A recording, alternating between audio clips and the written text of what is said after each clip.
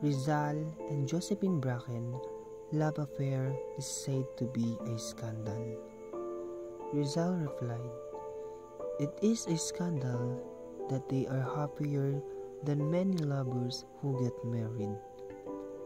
In a place in Mindanao, they met and became husband and wife. According to Josephine, left a letter. It is said that this was the happiest 20 months of her entire life. Is it the same for our national hero? In this documentary, we will find out how they met and how they became a husband and wife. It is titled Rizal Last Love. Another one who became the last love and soulmate of Dr. Jose P. Rizal is Josephine Bracken. She was petite and her blue eyes and brown hair indicated her Irish ancestry. She was not a woman of remarkable beauty, but her charm nevertheless captivated him. She also fell for him, and the romance between Rizal, who was 34, and Josephine, who was just 18, started. Josephine Bracken was born in Hong Kong on October 3, 1876. Her mother died in childbirth, so she was adopted by Mr. Topper, an American engineer.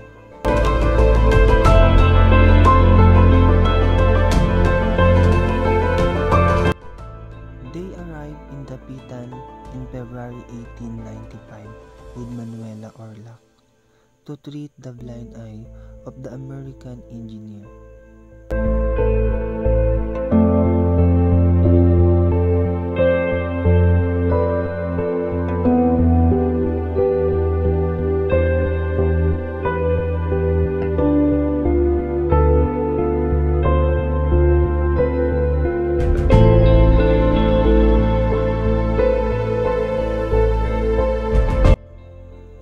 The first meeting of Dr. Jose Rizal and Josephine Bracken are now friends.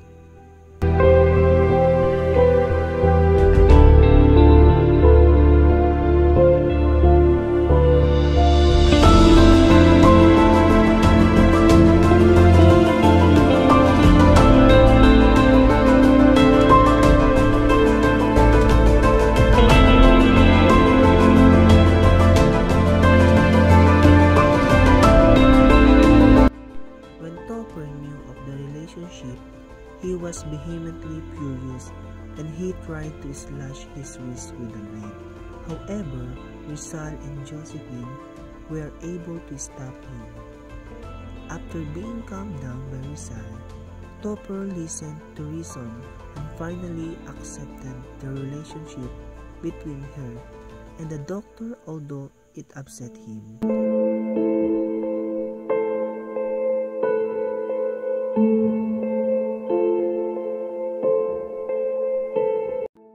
Topper's eye condition was beyond treatment. This reason plus his daughter's relationship with Rizal prompted him to go back to Hong Kong.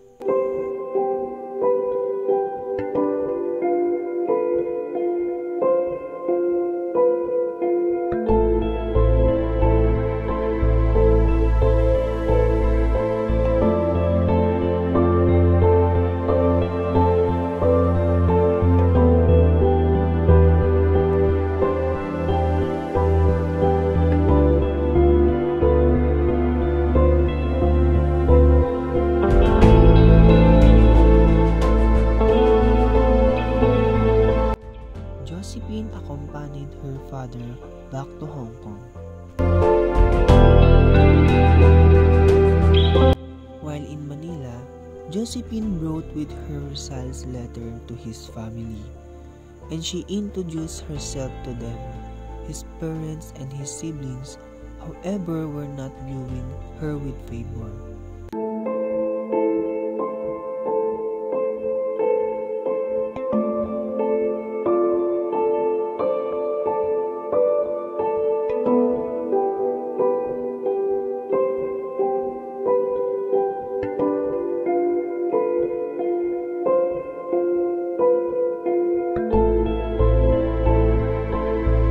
In Manila, Josephine had to stay in the house of Rizal's sister Narcisa, who was the one closest to her in the Rizal's family. After a while, Josephine returned to Dapitan to continue her life with Rizal.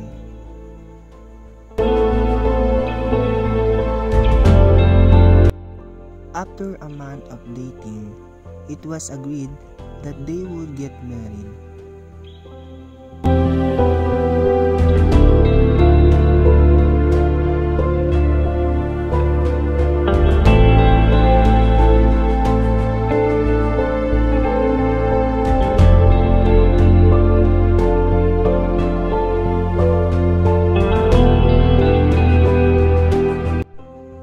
But the priest at the time in Dapitan, Father Obak, did not marry them because the permission of the bishop in Cebu was still needed.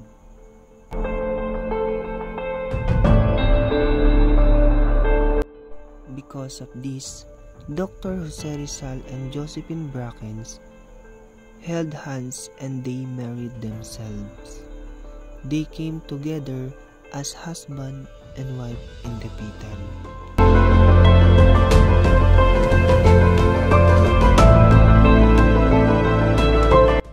The marriage of Dr. Jose Rizal and Josephine Bracken in Dapitan, and one of the signs of Rizal's great love for Josephine was the dedication of one of his poems, written for his soulmates.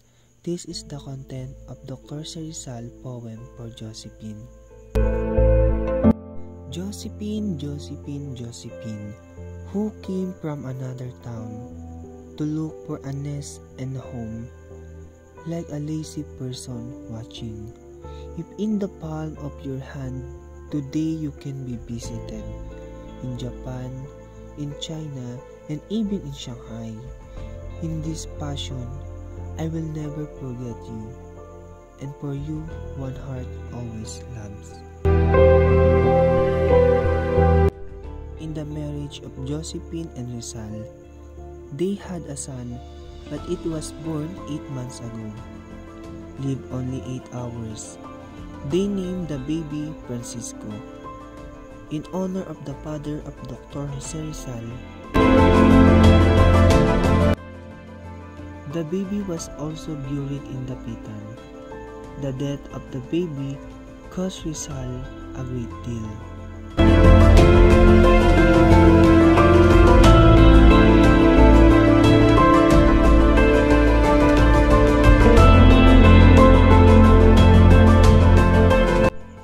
Before his execution, Rizal gave a stop to his sister's Trinidad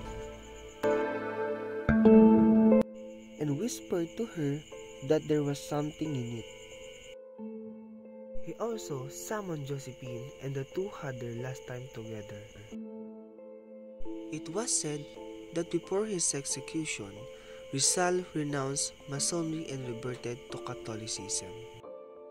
It was also reported that 2 or 1 hour before the execution, he and Josephine Bracken were married in a Catholic ceremony, officiated by Father Vicente Balavir.